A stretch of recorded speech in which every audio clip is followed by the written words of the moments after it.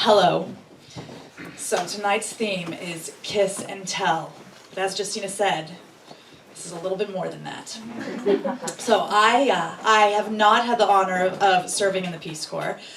The international experience I'm going to talk about is a little bit different. As a young woman, I was living and working on board a mega yacht in the Caribbean owned by a billionaire. It was rough.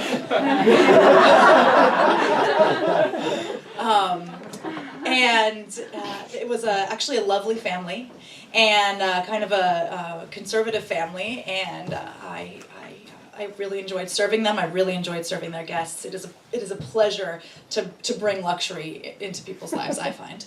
I also appreciate it in my own. But I was living on a yacht, a 150-foot yacht, about 8 of us crew members. It's an intense microcosm society. We would go from island to island. Sometimes we had guests on board, sometimes we didn't. Lots of fun exploring the islands, getting to know each other. And as you might imagine, when you're living and working in such a small environment, sometimes love blossoms. And I found myself falling in love with the chef. Now, most importantly, I think that's because food is love.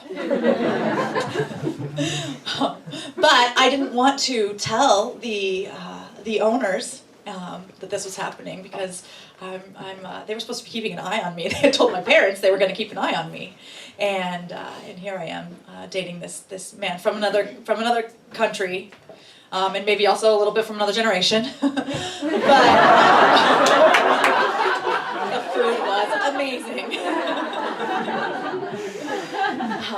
So I'm having this relationship, but myself and my fellow crewmates are keeping this a secret from the owners.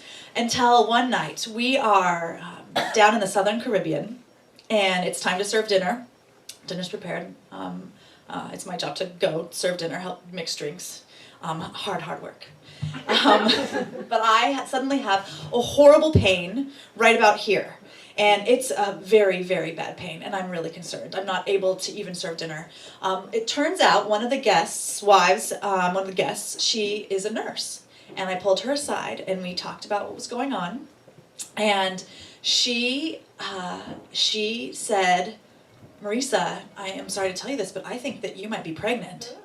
And I think that it might be a life-threatening situation, and that it might be something that's called it's a pregnancy in the fallopian tube, an ectopic pregnancy, and it requires immediate medical attention." So I'm in a world of pain, and I have got to tell the owners because this is a serious situation. So I start with I would say the lady of the house, but I start with the lady of the yacht, and I have to say, you know, I am in love with your chef. And it was a really great, I'll add this too, it's a really great way because I kept denying that I wanted to be in love with him, even though I knew I was in love with him. And when I first realized it, I was actually cleaning a shower down below. And I was like, occasionally I'd just be like, I have to tell him my feelings. And I'd start to head upstairs to the galley. No, he's cooking. It'll ruin dinner. It'll mess up everything. But finally, I had to tell him. So that was kind of the backstory there. But I sat down with the lady of the yacht, and I had to say, I'm sleeping with your chef. I'm just dating him. I'm sleeping with him. I admire your Catholicism, madam. I am sleeping with your chef. And I might have this life-threatening situation, and I might need your private jet to take me to America tomorrow morning for some emergency health care. That was a very difficult conversation, but they were very supportive.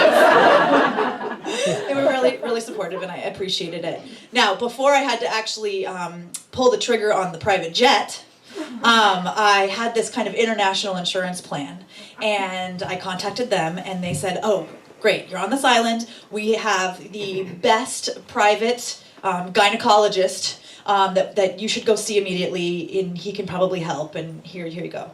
So I took a taxi to his office, and all of this is in Spanish. And I had studied Spanish in high school and college, But usually that it's conversational. I don't really talk about medical symptoms and really, it's a stabbing pain versus an aching pain. I wasn't that sophisticated in my Spanish. But I go to this appointment and I'm in this other country. It's scary. Well, I'm in his office and he does not examine me. Maybe a blessing in disguise, but he does not examine me. He does not administer any tests of any sort. But he sits down and he says, no te preocupes. Tienes gonorrhea. Es muy común. Okay? So in Spanish, don't worry. You've gonorrhea. It's very common. So I am, I'm vulnerable, and so I believe everything he says.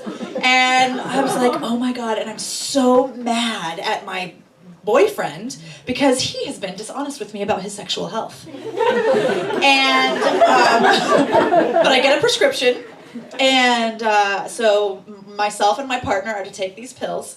So I go down to the taxi that's waiting for me, and I'm just, again in Spanish, I need a pharmacy, I need to get some pills in Spanish. Oh, I'm a senior citizen, and I get a special senior citizens discount at this special pharmacy.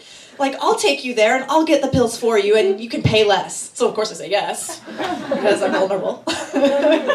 Anyway, that goes off without a hitch, although I don't know what happened between him and the pharmacist, and whether eyebrows were raised, but let us remember, es muy común. But I get back to the yacht, and I have to have the conversation with my boyfriend and say, hey, thanks, we've got gonorrhea, you take these, I'll take these, but, there's very little time actually we still had guests on board, there's a lot of work to do, and so we take the pills.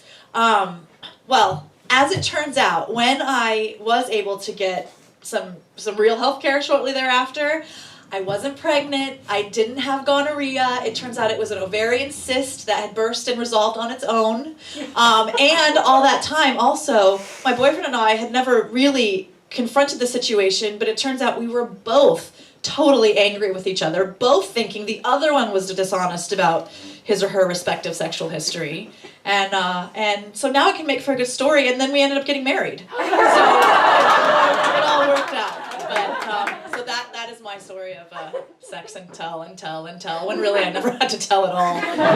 Thank you.